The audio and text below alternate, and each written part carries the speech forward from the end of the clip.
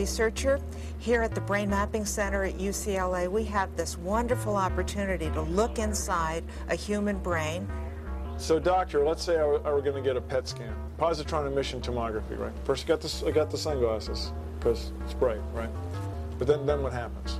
If you were going to get a PET scan, now there are exciting breakthroughs using magnetic resonance imaging, MRIs, and positron emission tomography, PET scans. We can get to the next level of addiction research. We can see exactly what drugs do to the human brain.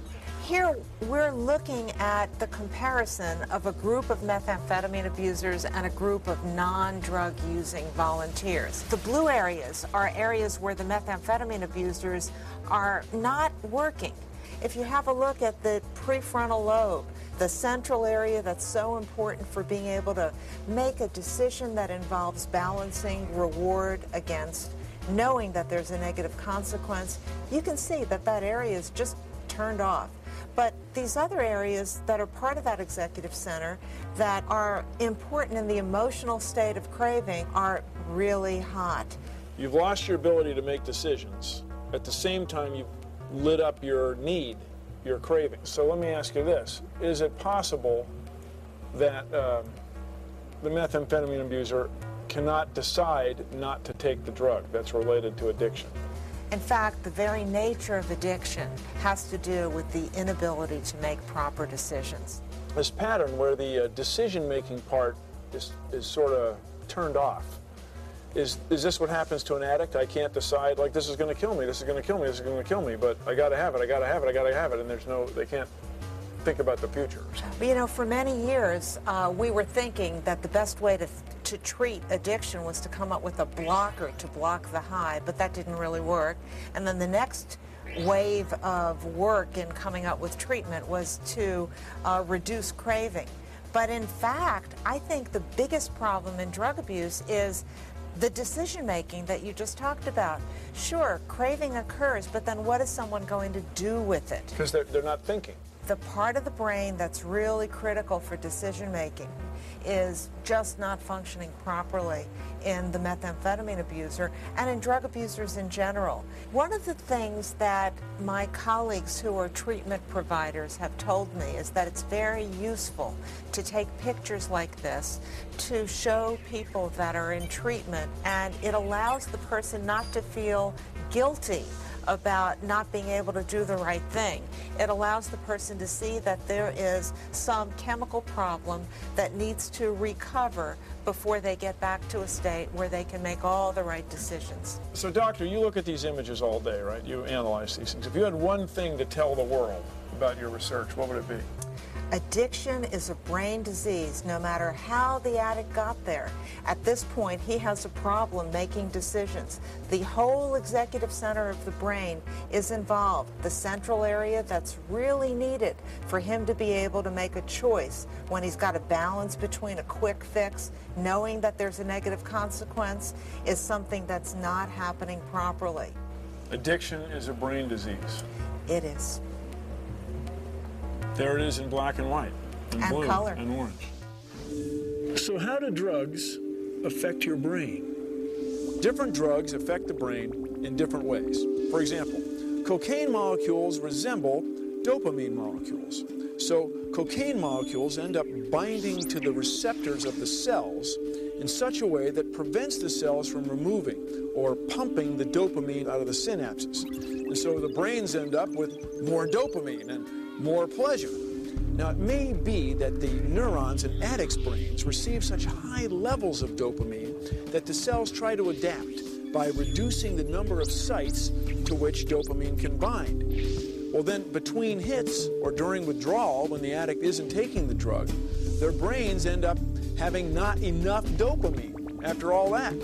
So they start out taking cocaine in order to feel high, and they end up taking it in order not to feel low. Every addict has experience with being able to start and stop it earlier in their disease. That's what makes it so difficult for them to accept that they can't later on. Children, what do you think causes addiction to drugs in humans? The neurons in the brain adapt and respond to excessive stimulation from the drugs, causing molecular changes that lead to cravings when the drug is not present. That is one possibility, Mary. Tommy, what do you think? I've read that addiction can also be traced to genetics, which when combined with trauma can lead the addict to seek relief from reality. Perhaps, Tommy, but I believe addiction occurs when someone you love suddenly decides you're too needy and throws your clothes out on the lawn. Gee, Mr. Sanders, I sure hope science finds a cure for that by the time I'm older. I wouldn't count on it, Tommy.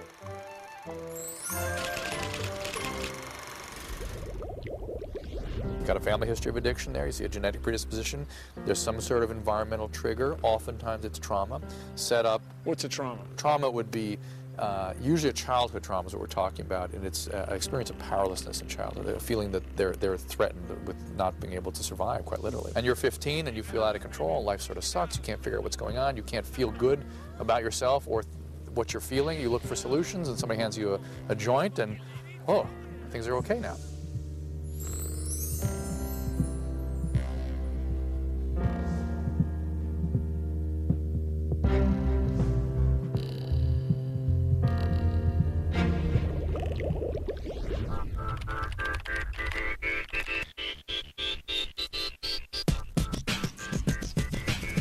We're going to run a little test here, right? We're going to have these people drink what they think is beer, but there's no alcohol. Correct. Some people think it's just a biological disease, period. But we're saying that's part of it. But the psychological factors and the social factors and the cultural factors play also a big role. And so what do we expect to happen? Well, we're going to see if we get a sort of a placebo effect in the sense that people, if they think they're drinking alcohol and they're in a bar setting and they're with other people, how much of the effects are due to alcohol and how much are due to the setting and the expectancy and the contact high. Dr. George and I are now observing behind a mirror while Dr. Marlatt plays bartender. Here's the science. I'm looking for the usual types of changes that you see in people after they have a drink, which are being a little more relaxed, being a little more sociable, perhaps a little giggly, being a little looser. Whatever you would get.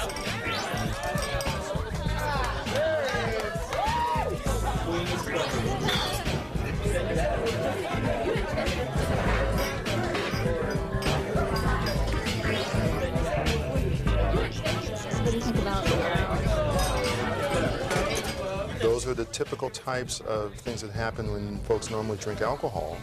And so as a consequence, those are their expectations. And that belief is so strong that just believing that they've been drinking can stir up those effects.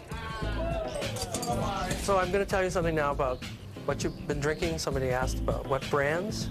These were the beers. They're alcohol-free. Ladies and gentlemen, it's really cool. You guys were carrying on like you were just drinking, you know, a lot of beer. Not that I